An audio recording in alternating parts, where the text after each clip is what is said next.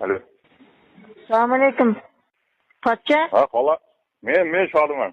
Ha, Shodiya. Uyda? Xola. Uydamisan yo qayerdasan? Uydaman, uyda. Ha, uyda bo'lsang, men o'zim telefonim puli yo'q ekan, mana bitta ukamga iltimos qildim-da, nima dedim, Toshkentda edim, Sergeliga ketyaptilar. Ha. Menikida telefonda pul tugagan ekan. Aha. Shunaqangi yomon yomg'ir yog'ayapti, anaqa yo'li bor ekanda, burun qaynatam o'raqni 3 marta yerga tiqib, sof bobolarim deganda yomg'ir to'xtar edi-da. Shuni qilargin, men uyda emas edim. Nima qilaveray? Ayamga aytmoqchi edim, men sen chiqib qolding mayli, endi senga ham aytaman. Ha, mana xolam opamga beryapman. Ha, opangga bergin.